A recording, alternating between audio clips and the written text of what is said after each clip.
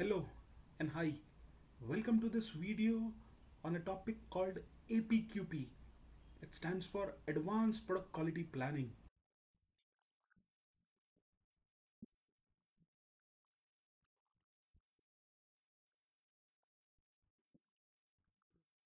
Before this, I quickly introduce myself. My name is Dhawal Thakkar. I'm a BE Mechanical. I've done my MBA and I'm also a project management professional certified from PMI USA. And it will cover some 49 tools which are used in automotive industries. So I'll be giving you an overview of these tools. Of course, this includes the most famous MSA, FMEA, control plan, SPC, and much more. So I start this video. Okay, before starting, I just brief you the agenda for this video. We'll be covering 10 different topics. First is understanding what really is APQP. Two, we will understand the history of it.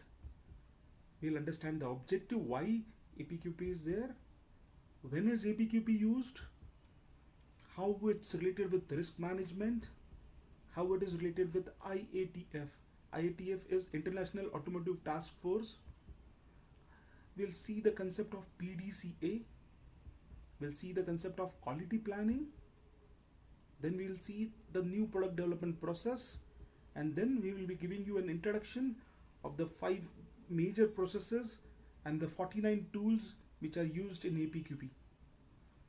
So I start with the first thing. What is APQP? APQP, or you say it Advanced Product Quality Planning. It's a framework of procedures and technologies used to develop product in industries, particularly in automotive industries. So it was started with automotive industries and it is now used in versatile industries. It's a similar tool, something to design for Six Sigma. Uh, FMEAs, MSA, SPC, control plans, PPAP are all the outputs and evidences of APQP. So when you do APQP, you almost cover all those tools. We'll see how it works. So this is the complete automotive industry. In this we have IATF. Within this, the core shell, you have APQP, and APQP covers this FMEAs, MSAs, SPCs, and control plans. So let's see. Before starting, I'll just clear one misunderstanding on APQP. You have to remember, APQP stands for Advanced Product Quality Planning. Please never underestimate it with Advanced Product Quality Planning. Okay, the difference is advanced means high end or enhanced, whereas advanced means before or pre-head. So we are not going something before time and planning. We are doing a very high end planning. We are doing a very enhanced planning. Okay, so we will be going with advanced product quality planning and not with advanced product quality planning. Okay, we will see the history. Uh, the concept of APQP started in 1980s with automotive industries, of course. There were 3 major automotive giants: General Motors, Ford, and Chrysler. These were typically the North American automotive companies. They started this for their suppliers, and then it was joined by many Japanese companies like Toyota, Honda, Nissan, etc. So these were the pioneer members who started this system, and then they clubbed it into a organization called AIAG, Automotive Industry Action Group. So it originated for them, and the purpose was the suppliers who were supplying this component to this automotive components companies should have a standardized system of project management and a standardized system of product development and process development. Let's see as we go ahead. They have a standard, and the current version for today's standard is APQP version 2. This is in effective from last 10 years. Roughly, it's from July 2008. So this was the history. Now we'll see the objective of APQP. The first and important objective of APQP is to ensure new product or process developed satisfies the customer requirement. So You have to ensure that you satisfied the customer requirement. You have to also ensure that you timely complete the new product or product launch.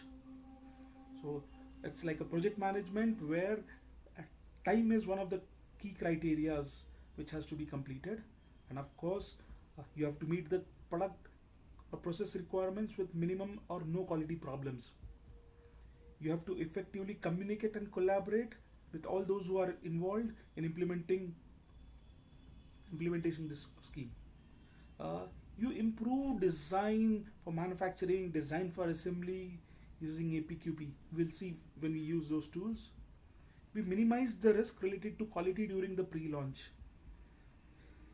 Okay, so now we'll be going when it has to be used.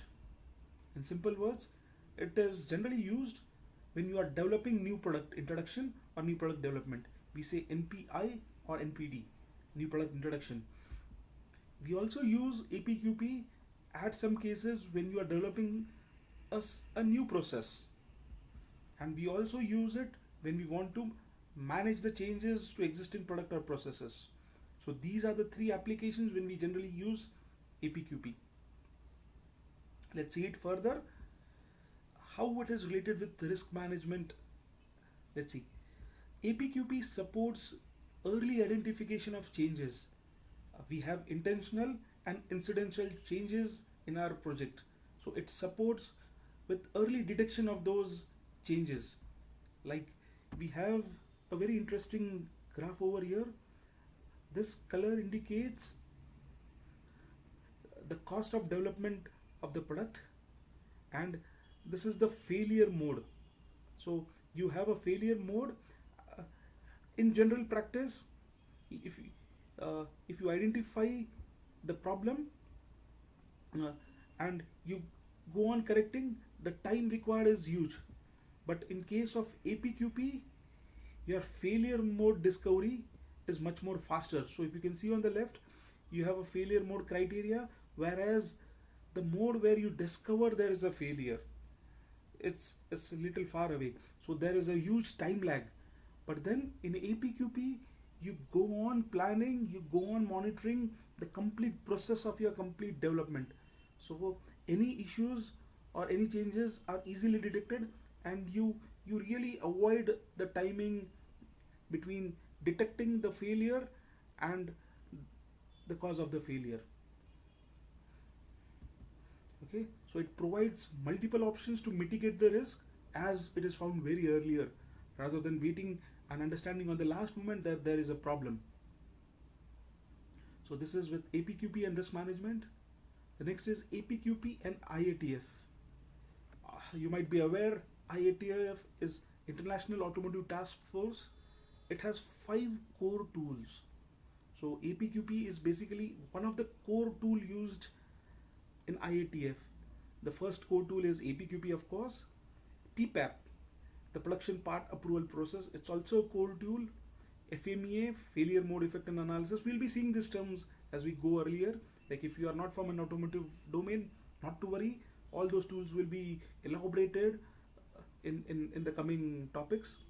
SPC stands for statistical process control, and MSA, measurement system analysis.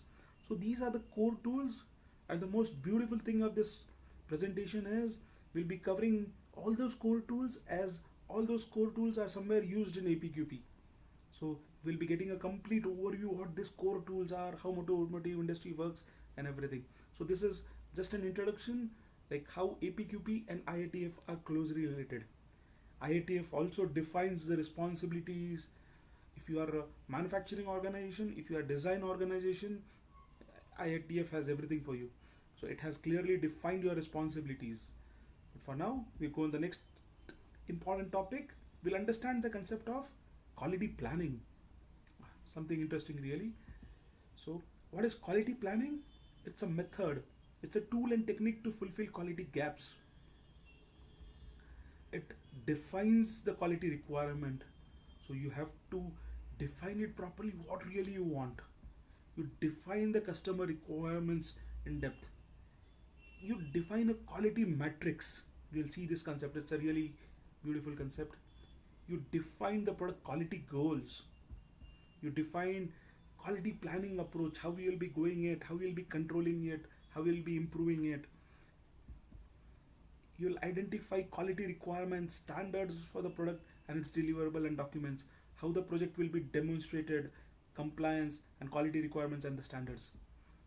It will have it has a complete guidelines and direction on how quality will be managed and verified throughout the project. So this is a broader view of quality planning. What is quality planning? We will see. Next is the PDCA cycle. PDCA, you might heard about it. I always say it's a part of big project management. So if you really don't have really huge project, you always use PDCA. On a nutshell, it's simple 4 steps. You plan something, any improvement, any development you plan, you do it, you check it whether it's correct, and then you go for improvements. You monitor how it is going, so you act, you correct yourself. So this is the outer frame. Within this outer frame, we are into automotive industries and we work on technology. So we have technology and conceptual development. With after that we do prototype development and prototype verification. Then we have confirmation process and validation process. So we check what we have done. Our processes or our products are validated over here, and then we again go with continuous improvements. So this is something within it. And again, in its nutshell, we have the 5 processes. These processes will come shortly ahead, but in short, it's plan and design, plan and define. So you plan and define your product development, then you do your product design and development, then you do your process design and development, then you validate both product and process, and then you have a feedback. So this is an overview of how APQP or how the process flow works. We'll see this in detail as we go ahead. Okay, so before that we'll just have a we'll start with our core thing. We'll see the new product development process. So we'll see what is a new product development process. You have first a concept. Suppose I want to develop a new product, so I just start with a concept, and I propose this to the management, and I say, okay, I want to go ahead with it. So I just get an initial approval that I want to develop a product. Okay, so once you start with the concept, you start doing the planning work. Okay, so the first important thing is planning work. This will, as we go ahead, you'll understand planning is one of the important phase of APQP. So that's the first phase. So after your planning, you collect all the requirement, you justify why this project is required, you collect market requirements to define the product to a extent that you can propose the management, okay, I need an approval to go ahead of this. So you get a program approval from your management. So this is the first part. Then second phase you start is design and development. So once your project is approved by the management, you get a go ahead, you start designing your product. So the second part is product design and development. Here you finish it with a prototype.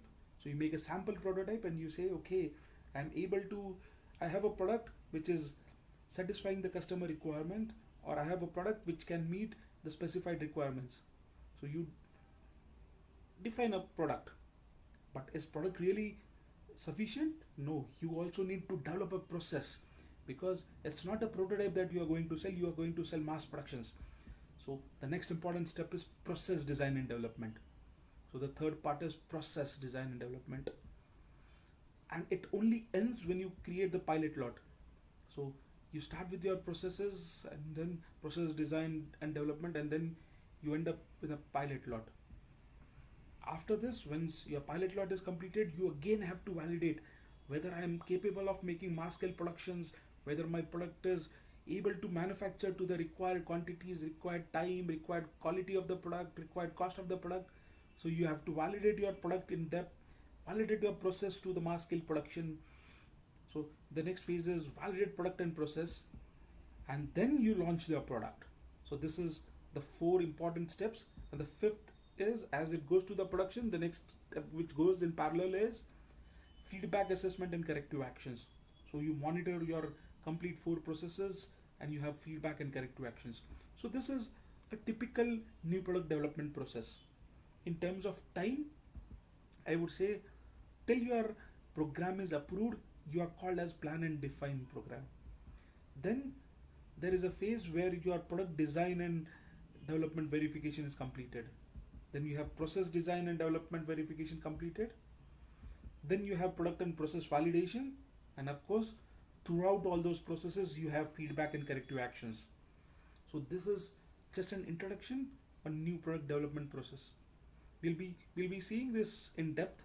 What are the tools used for each will be studied. So all those things are like roughly 5 phases of APQP, which we're seeing in the next slides. Okay, so I go. There are 5 phases of APQP. I start with the phase one.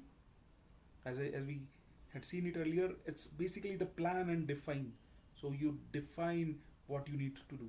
So you plan it in advance. Two, you have the product design and development. So you start developing the product design.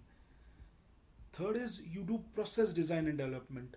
So once your product is ready, you go into process development. Fourth is product and process validation. So you have some 8 tools, we'll be seeing this, where you validate your product and process. And next we have the feedback and assessment and corrective actions. So we will be checking the feedback of all those phases. We'll be doing corrective actions and we'll be ready for mass production. So these are the basic 5 broader processes or phases of APQP. Within each phase there are multiple tools. So we'll see one by one. I quickly go on the first phase. So first phase is a plan and define. Okay, so this is basically the planning phase. So because before you start anything, you need the planning at its place. We have some 13 tools, structured tools defined on how this planning has to be conducted. So we'll see there are 13 tools. The first tool is the voice of customer. Don't go as per the name. The voice of customer does not only consist of customer or market expectations, but it has a lot of data for you to start to plan for the complete process or the project.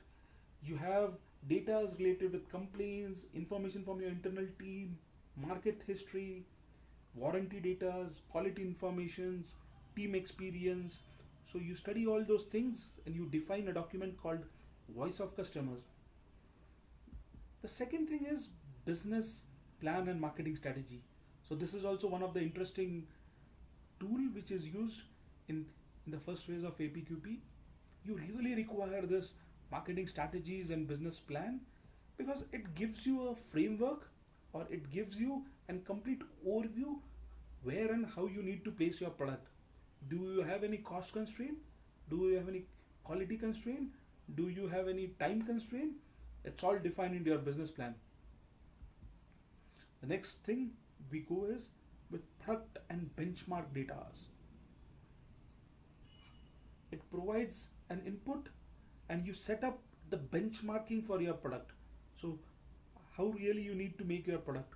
Do you need to really make a Taj Mahal, or I would say do you need to make a garage? So you need to benchmark it with something. So it is defined here. Then you have some assumptions, product or process assumptions. Assumptions could be like technical innovations, some materials, some new technologies, anything you are using. So any assumptions related with product or process should be documented at this stage.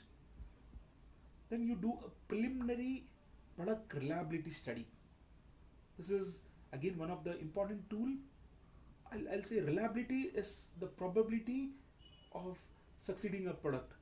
So reliability study is basically mostly related with the product life cycle or life of the product, and we need to study this in order to define our further product goals. So how long would my product sustain, or what would be the life of the product is defined in this stage, in this document. Then we get the customer input. This here you get the customer's needs. It's not only the drawings, but it's what the customer requires, the customer expectations or the market expectations. Next is you set up design goal. So now you have some preliminary data and now you set up a goal like how your design should be and what goal it should achieve. It translates the customer requirement into measurable design objective. So I would say design goal as measurable design objectives. It comes from the customer requirement, so you translate those things. Next is the reliability and quality goals. So in the earlier we had product reliability study, so we were just having a market study and understanding, and here you set up the reliability and quality goals. So you set up a quality matrix here, you set up how my product target should be there, product quality target is there. Then we have a preliminary bill of material, so we understand uh, what are the bill of material quantities required. Then we can, with this study we can roughly create a preliminary process flow. So if I want to manufacture a component, I at this stage I should at least able to identify the manufacturing processes, the bill of material for it, so that I can preliminary prepare a process flow. I should also be in a position to identify special product characteristics. Special product characteristics are not only the customer defined, but then when you design the component, you could study the earlier FMEAs. Yeah, I use the word FMEAs. We'll be seeing this later on. But you use the earlier datas, you use your prior knowledge, and also of course the customer input to preliminary identify the special product and process characteristics. And the next top tool is product assurance plan. Now product assurance plan basically it translates your design goal into design requirements. So it's based on customer needs and expectations. So it's a plan. And the last is the management support. So at this stage, the most important thing is you propose everything to the management and get a formal approval. You have a review, you tell the management this is the business case, this is what the customer wants, you have some benchmark data, you have made such assumptions, you have the reliability study, you have set your quality goals, you have some preliminary materials, bill of materials, flows, and you want to go ahead.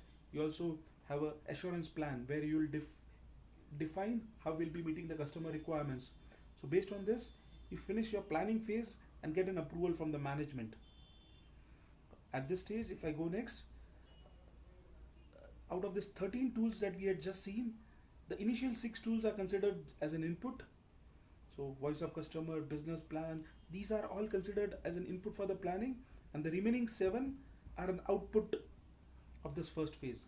So design goal, reliability study, preliminary bill of material, preliminary process flow, preliminary list of special products and characteristics, product assurance plan, and management support. So these outputs of the planning phase will be used for the further phase. So we say there is a phase transfer from the planning phase to the next phase. So let's see the next phase. So the next phase is the product design and development. So this is a very interesting phase, the product design and development. It also has some 13 tools. So here we are at the product design and development phase. So we'll be seeing the 13 tools into this. The first tool for this, it's the most famous and most beautiful tool in engineering or automotive industry. It's the DFMEA. It's called the Design Failure Mode Effect Analysis. It's one of the finest tool for risk analysis. It not only identifies the possible design failure modes in advance, but also lists the possible effects, cause, along with its severity, occurrence, detection, its probability. It quantifies, it qualifies, it gives you a very fantastic risk study. So this is basically a risk management tool where you identify your design failures well in advance. I'm just giving you an introduction. We have a complete detailed video of roughly 3 hours, especially on FMEA, DFME, how it is made, what are the tools. We have some good examples and everything. Okay, so just as for an introduction, we have DFMEA over here. The next part in product design and development is DFM study, design for manufacturing and design for assembly. In the part 1 you have defined the product. It was only based on your understanding in terms of product applications, but now you check whether your product is easy to manufacture. So you check design for manufacturability, whether the product can be easily manufactured and whether it can be easily assembled. So we have a detailed study of the product, and we check whether your product can be manufactured easily or it requires some modifications or something. So we have a very important study here called DFM study. So it's a very vital tool here used here. The next thing we have is design verification. This verifies the product design if it meets the customer requirement as specified in the first phase. So at first phase you already had the customer requirements already defined, and then you verify whether your design is in line with the customer's requirement. The next phase is again very important phase called design review. It's like a scheduled meeting between the designer and other affected areas. You call the production, quality, engineering people. You discuss your product. You have a good review. Whatever misunderstandings or miscommunications are discussed, you explain the product to the team, and it provides a mechanism for a project to progress. You inform the management and you get a formal review of your project. So you get different opinions of the people and you get a good design review. The next thing is prototype control plan. Now you want to make prototypes. Before it, you have to build a control plan for it. Control plan, it's in itself is a very big topic. It's a complete core tool, but in short, I can say you make a list of product characteristics, process controls, test measurement systems, and the reaction plan. So you tell how your samples has to be built, what will be tested on those samples, and how it will be measured. So it's more related with making your samples and ensuring your samples are made as required. And the next topic is engineering drawing. Customer drawing does not imply you have every data for designing your process. So it's different, and I would say it's an enhancement to the customer drawing, and it will include other special characteristics like government, safety. It should also determine which character affects the fit, function, durability, the government regulations and safety as discussed earlier. If you are aware of something called GD&T, geometrical dimension and tolerances, this should also include the datum surfaces, the gauges required for it, and it is also used to prepare the control plan. We'll be seeing this afterwards. So you define the engineering drawings here. Then you have engineering specification. I would again recall we are working into a concept called product planning. So we are into product quality planning of engineering. So we should define the sample size, frequency, acceptance criteria, the characteristics that affect functional, durability, appearance requirement. So all those things are defined in engineering specification. Next we have is material specification. So when you define the engineering specification, after this you specify the performance, the physical properties, the environmental, the handling, storage of material. So everything related with the material specification is properly defined at this stage. The next is drawing and specification changes. So till now in your development phases there will be for sure some iterations in your designs. You might have changed something, your specification might have changed. So you document this properly and you have a structured design review, and you have a meeting where you specify and communicate all the people promptly about whatever it's changed in your design and drawing. After this, the next tool is new equipment, tooling and facility requirements. So At this stage, you have already completed your DFMEA, you already have your product assurance plan, you have done your design reviews, and with this study you should at least able to provide a preliminary list of facilities and tooling requirements. So we have in APQP standard, or of course you can also email us. We'll be happy to share you a ready template. It's like a checklist of the points that need to be considered under this tool called New Equipment Tooling and Facility Requirements. Next we have special product and process characteristics. So as a special product characteristics as defined by the customers, and it is also added with your design phases. So if something is added in your design phases as a significant thing which will affect the product manufacturing or product quality, it's documented here. So you list down products and process characteristics. The next is gauge testing and equipment requirements. So when you want to manufacture something, you also have to specify how this will be measured, how it will be tested. So what are the requirements for measurement gauges and testings are also specified here. Just an example, if you are manufacturing say electronic components, you will be requiring the testing equipments, the current, voltage, amperes, or some mechanical inspection measurements equipments, some gauges, some fixtures. So all those things are defined in this tool. And the next and the last tool for product design and development is the team feasibility and commitment. Please share your email ID. We'll be happy to share you a template of team feasibility commitment. We have studied the DFMEA, we have studied the design for manufacturing, prototype built up plan, we have the engineering specifications, we have the tooling list.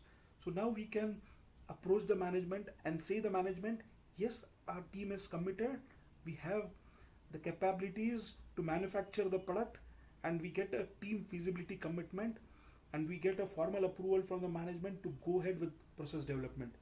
So it's a management approval at this stage. So this is a very important tool called team feasibility commitment and management support. So this 13 tools are something of product design and development. All these 13 tools are transferred to the next process. So we have a phase transfer. All the 13 tools in the last slide are transferred to the next stage. So this becomes an input to the phase 3. Phase 3 is the process design and development. So earlier it was product design and development. Now you're developing the manufacturing process. So manufacturing process design and development. It's the process development. It's again having 11 tools. So we studied 13, and this is 11. There are 11 tools for process design and development. We'll be seeing one by one each tool. The first tool is the packaging standards. So either your customer has given you the packaging requirement, or you define the packaging standard. The criteria is it should ensure that the product performance and characteristics is maintained, and it should be during packaging, transit, and unpackaging. So your packaging standard should be defined at this stage. The next is you have product and process quality system review. Your organization or team should review the quality management system at the manufacturing location. So at the location where you are going to manufacture, it has to be reviewed. There is a standard checklist to do this. It is already in the APQP manual, and if you don't have it, please share your email ID. We will be happy to share you a quality management review which is done. Okay, the next tool for after this is process flowchart. Now you know what the product is. Now you should be in a position to define the process flowchart. So process flowchart is the list of activities or the processes which the component is going to undergo, and you will be getting the final product. Don't forget, it's generally starts with general material receipt, storage, then it will have each processes. It will also include the inspection stages, the final quality assurance stages. It also has the packaging stage at the end and dispatch stage. So it's a complete process flow chart which is defined. So it's a part of process design and development. Then you have floor plan layout. Floor plan is not just the setup of machines. You should have the layout should have machines, of course, some inspection points, a place for control chart location, some visual aids, some interim repair stations. Important is again storage areas for non-conformance materials and much more. So again we have a complete checklist of the things which are required in the floor plan layout. You can email us or you can just ping in the comment window and we'll be happy to share you the checklist for floor plan layout. The next is a characteristics matrix. Now this basically displays the relationship between process parameter and manufacturing status. We have a complete detailed video on this if you are really interested, but for now we can say it's a relationship between process parameters and manufacturing stations. So it's a characteristics matrix. Then we have PFMEA, the process FMEA. So similar to DFMEA, this is related with the process. It identifies all the process parameters, where those process parameters can fail, its effect, its severity, its detection, its occurrence, its risk priorities and everything. So it's a similar tool like DFMEA, but DFMEA was on the design parameters and this is more on the process parameter. Of course, this is done using DFMEA and control plans. After this, the next tool is a pre-launch control plan. To put it in simple words, you're between a prototype and mass production. So you have just completed your prototype and you're waiting for a mass production. So the pre-launch control plan will define the frequency of inspections, the audits, the error proofing devices at this stage. So it will define how you will be going between the productions between the pre-launch and the final production. So it will define all those parameters related with manufacturing of some components. After this, you have some process instructions. So the person who is responsible or who is in charge for the production should have a clear idea on how the production has to be there. So the complete process instructions is handed over. This will include studies like FMEA, the control charts, some characteristics metrics as we had defined here, packaging standards, etc. So a complete process instruction is provided at this stage. After this, we have a core tool, measurement system analysis. We have a measurement system analysis plan. So the equipments that you are going to use are defined in this stage, and it also defines what accuracy and what standard should be there of your measurement systems. So it defines how your measurement system should be there, how accurate your measurement system should be there. It's defined at this stage. The next is you have a preliminary process capability study plan. So it's a plan. You should ensure that you develop a preliminary process capability plan is ready. When you are defining the parameters that are required to be checked and monitored, you use this control plan for this. The next part is management support. So now you have completed this 11 tools and now you approach your management and you tell your management, now my design, my process is ready. I have a packaging standard, I have a process quality system in place, I have a flow chart, I have a plan layout, I have characteristics matrix, I have a process failure mode already in place, sample control plan is ready. Give us go ahead to proceed further with some higher production quantities. So you meet the management, you take a management approval, you elaborate your project status. If there are any points unresolved, you can ask your management and take a support. So it's a structured way of working. So here you get a management support and then you go ahead with the fourth phase. Okay, so all these 11 tools which I have seen here becomes an input to the next phase. So now you have defined the product, you have defined the process. Now the most important thing is you validate whether your product and process is correct or no. So the fourth phase is very important. It will validate your product and process. So we are at this thing, we have completed the pilot lot, and we are at to start with the launch of the production. So before it, we have a complete product and process validation at this stage. It has some 8 tools. We'll be seeing these 8 tools. The first tool is called significant production run. This is basically a production trial done with the use of production tool, production equipment, production environment, production operators, production gauges, and at production rate. So till earlier we were doing prototypes, we were doing samples, we were doing some testings, but now here you are demonstrating the live production shop floor. You're using the production equipment, production tools, production gauges, and you measure and record multiple parameters of production at this stage. So you have a production run. It's like a mock drill of your live production process. The next is you do a MSA, measurement system analysis. Now this is a core tool. We have a complete detailed video on the measurement system analysis, but in simple words, the equipments which you are going to use for measurement, the gauges, are they really perfect? What is the repeatability? What is the reproducibility? What is the linearity? What is the bias? How much accurate those tools are defined in this process. So measurement system study is done. The gauges are checked over here. So we have a measurement system analysis study here.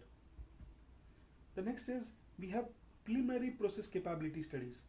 So after the prototype, we are in the phase where we have done some production, I would say, on the shop floor, and the quantities that we have produced needs to be checked whether they are capable of mass production. So we do CPCPK study, some SPC study. So we call this the preliminary capability studies. Just in case if you are not aware of this term CPCPK, which I used it, we have a detailed video of this complete topic, APQP. So there will be covering those topics. As this is just an introduction, those CPCPK in short are basically the measurements, the variations which you get in terms of manufacturing. The next tool we'll be going is the production part approval, the most famous PPAP documents. So the PPAP document, it's basically an evidence. It's a proof that you can demonstrate to your customer that you have made the significant production run on the shop floor with the required specifications, and you can prove your customer that yes, we are at the stage where we can go ahead with mass scale production. So the most famous PPAP document, PPAP is basically the production part approval process. As like if you might be having an overview or not, then again our detailed videos will be really helpful for you. But in short, PPAP is something where you demonstrate your end customer that your manufacturing process is capable to ensure the customer requirements are met. There are different levels into PPAP. Generally, if you are following the level 3, there are some 19 documents which have to be submitted. So which includes your FMEAs, which includes your process capability studies, MSAs and all. So at this stage, you will be providing those 19 documents, and you will be providing an assurance to your customer that yes, we can demonstrate and we can go ahead with your mass scale production. So this is one of the very important tool called production part approval, PPAP, we say in short. Then we have production validation testing. These are the tests that validates the product made for production tools meets the customer requirements and parameters, specified parameters. So till now we were making production samples and everything on prototype basis, but then you validate your testing equipments also. The next is packaging evaluation. So the packaging that you have defined it in earlier stage, it's tested and it's validated, evaluated at this stage. And then you have a production control plan. So slowly we are going towards production, and then you define, it's a written description, how your production will be there, how it will be controlled. It's a logical extension of a pre-controlled plan. So it will be telling what are the capabilities, what are the things that needs to be monitored, measured, everything. So it's a extension of a pre-launch control plan which we had seen earlier. And then we have the quality planning sign off and management system. So again, we meet the management, we tell them this was the quality system which we have defined, this is the initial process capabilities, these are the initial studies, initial production run, we have demonstrated the PPAP sample to the customer. So now our quality planning document is in place, please give us a sign off and then a support and a go ahead to proceed further.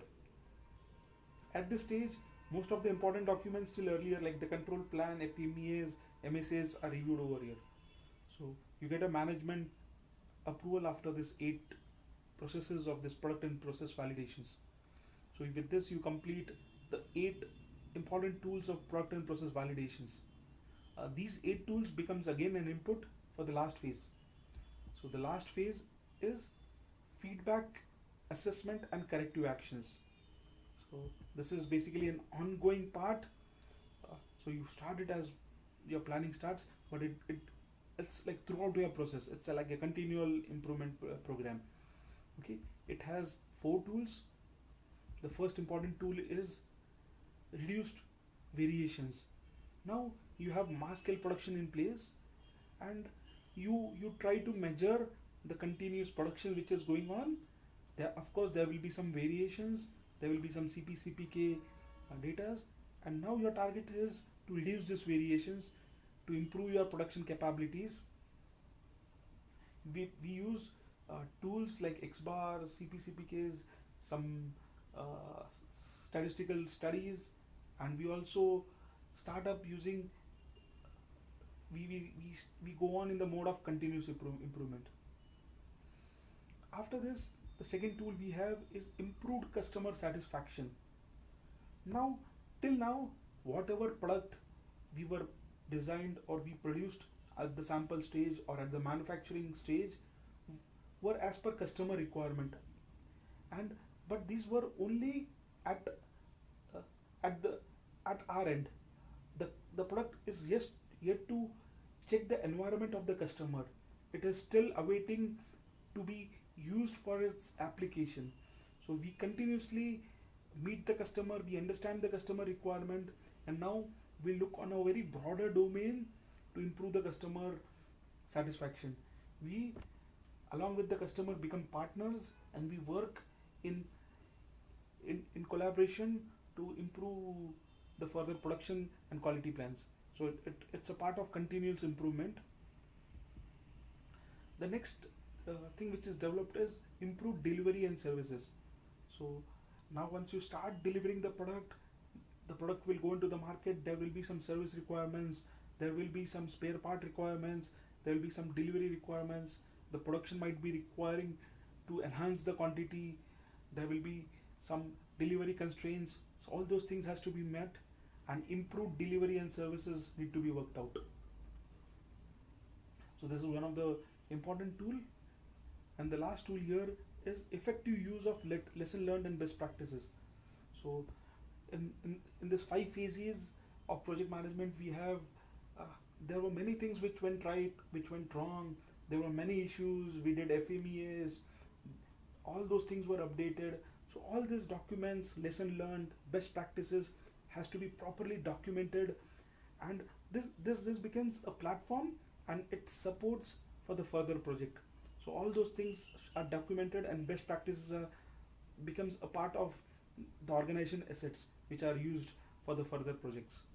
So these are the 4 tools in the last phase of the APQP. So roughly we have seen all these 49 tools just as an introduction. So that's it from my end. If you have any questions, any queries, of course you can write to us. I'll be more than happy to discuss with you on each of this topic. Do subscribe to us. If you have any queries, of course you can always ping us. Okay, so So that's it from my end. So thank you very much. Thank you.